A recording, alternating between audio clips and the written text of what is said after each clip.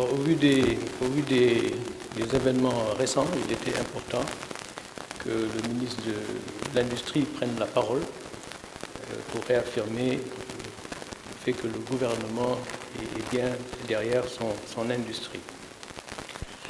Mesdames, Messieurs les ministres et secrétaires d'État, Messieurs les députés, Monsieur Baïdy Agne, président du Conseil national du patronat, Mesdames, Messieurs les représentants de l'administration, Mesdames, Messieurs les ambassadeurs, les partenaires techniques et financiers, Mesdames, Messieurs les présidents d'organisations patronales et chefs d'entreprise, distingués participants, chers invités en vos rangs, titres et qualités, Mesdames, Messieurs. Monsieur le Président du CNP, au nom du Premier ministre Ousmane Sonko, j'ai l'honneur d'ouvrir cette 20e édition des Assises de l'entreprise. Je tiens tout d'abord à féliciter le président Baïdy Agne et l'ensemble des membres du Conseil national du patronat pour l'organisation de ce rendez-vous annuel devenu incontournable dans l'agenda économique du pays. Le Sénégal, à l'instar de nombreuses nations, s'engage résolument dans une quête déterminée de sa souveraineté économique. Dans ce cadre, la promotion du contenu local, assise sur un partenariat public-privé fécond, joue un rôle crucial. L'événement qui nous réunit ce matin se tient dans un contexte particulier, où le Sénégal vient d'extraire son first oil le 11 juin 2024, secteur dans lequel le contenu local a été bien pris en compte. Le thème de ces assises, partenariat public-privé et contenu local, est donc d'une grande pertinence de façon plus générale. Mesdames, Messieurs, le Sénégal fait du contenu local un sujet clé pour stimuler sa croissance économique, renforcer sa souveraineté et améliorer les conditions de vie de ses populations. C'est ce que le président de la République a appelé le projet d'un Sénégal souverain, juste et prospère. Ce choix stratégique suppose une implication forte du secteur privé national qui doit jouer un rôle moteur dans la modernisation des processus de production, l'ouverture de nouveaux marchés et la valorisation des produits locaux. Des actions ont été réalisées par le passé pour améliorer l'environnement des affaires et favoriser l'attractivité de notre pays en termes d'investissement. Cependant, force est de reconnaître qu'elles ont été très insuffisantes au vu des enjeux et défis auxquels nous devons faire face et des résultats obtenus. Alors c'est dans cet esprit que le projet de transformation systémique du Sénégal a défini des orientations majeures pour l'atteinte de la souveraineté économique par l'élaboration d'une stratégie nationale de développement d'un secteur privé fort, intégrant la dimension territoriale avec l'ensemble des parties prenantes. Pour réussir ce pari, plusieurs fronts sont à adresser. Il est indispensable d'appuyer le renforcement des capacités productives du secteur privé. Cela passe par le développement des compétences en quantité et en qualité, l'amélioration de l'accès au financement, l'adoption de technologies innovantes et l'accompagnement des entreprises dans leur expansion sur les marchés nationaux et internationaux.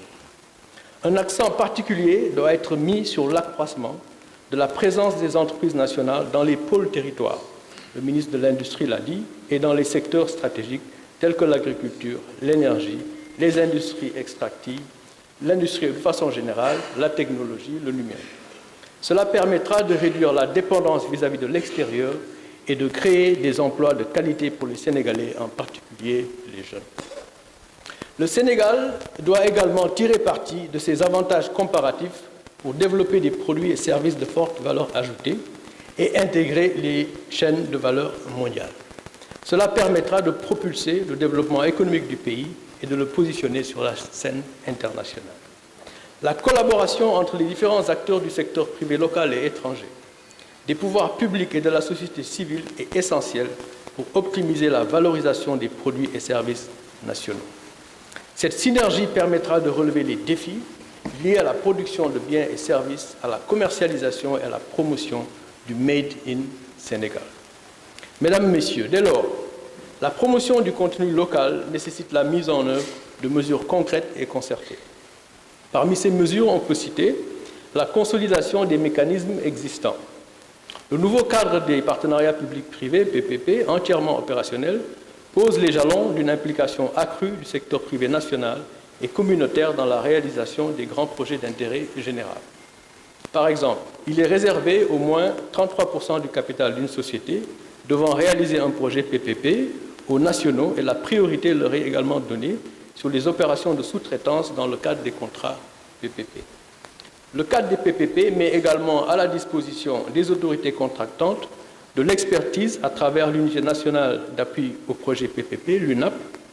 Des moyens financiers sont également à disposition à travers le Fonds d'appui au PPP, le FAP, pour mieux faire face aux défis liés à la préparation et au développement des projets PPP. Ces deux structures relèvent de mon département. Bien sûr, la promotion du contenu local nécessitera de nouvelles mesures. Parmi celles-ci, on peut citer, et ça va dans le sens donc des recommandations du président Baïdy Agne, donc on peut citer, n'est-ce pas, l'adoption d'un cadre législatif et réglementaire plus favorable aux exigences de contenu local au-delà du secteur des hydrocarbures, notamment par la révision en cours du Code des investissements pour y intégrer cette préoccupation. Alors, le renforcement du dispositif d'appui aux entreprises nationales, notamment par le financement, il l'a mentionné comme étant une préoccupation, l'instauration de mécanismes d'incitation à l'investissement et le développement d'infrastructures nécessaires à la production et à la commercialisation des produits locaux. Mesdames, Messieurs, il nous faudra aussi mobiliser tous les acteurs que vous êtes. Le succès de la stratégie de promotion du contenu local dépend de la mobilisation et de l'engagement de tous les acteurs concernés, à savoir l'État, le secteur privé national, la société civile, mais également les partenaires techniques et financiers. De ce fait, il nous faut renforcer l'esprit de dialogue public-privé avec la mise en place d'un cadre harmonieux. Mon département y travaille déjà. Le gouvernement sait pouvoir compter sur les organisations du secteur privé en général et sur le CNP en particulier, de même que les chambres de commerce, j'insiste, notamment donc à l'échelle régionale dans le cadre de la territorialisation de cet appui au secteur privé. Par ailleurs, les assises de l'entreprise constituent une plateforme idéale pour réfléchir sur des thèmes tels que la compétitivité du secteur industriel, mon collègue ministre du Commerce et de l'Industrie l'a mentionné, et la promotion du produire et du consommer sénégalais, y compris par une agriculture productive qui nécessite une réforme foncière qui fait l'unanimité. Il y a également l'innovation et la transformation numérique, le président Baïdy Agne l'a également mentionné, les réformes fiscales et réglementaires nécessaires pour soutenir le développement des entreprises dans un environnement de liberté économique au-delà des zones économiques spéciales. L'accélération de la transition énergétique dans le respect de l'environnement est également un sujet de discussion. L'insertion des jeunes en milieu professionnel, vous l'avez mentionné, la justice sociale et la protection en milieu professionnel. Mesdames, Messieurs, je voudrais souligner qu'une utilisation optimale des partenariats publics-privés est un défi que nous devons relever dans un contexte de maîtrise des finances publiques et de nouvelles ambitions pour la transformation systémique du Sénégal. Je profite de cette tribune pour lancer un vibrant appel à notre secteur privé à prendre plus de risques en vue de profiter pleinement des potentialités de secteurs clés de notre économie. Cet appel est également valable pour les partenaires financiers bilatéraux et multilatéraux. Je le dis à tous les partenaires étrangers qui me rendent visite. Le bilan de l'État ne peut pas supporter le volume des investissements rentables nécessaires à l'émergence du Sénégal. Il nous faut ensemble, avec le contenu local, aller vers des PPP pour absorber les ressources disponibles. L'État est prêt à dérisquer les projets pour faciliter leur financement. Comme disait un collègue ministre lors des récentes assemblées annuelles de la BAD, il nous faut préparer les projets, les dérisquer pour faciliter leur financement. Préparer, dérisquer, financer. C'est une stratégie PDF.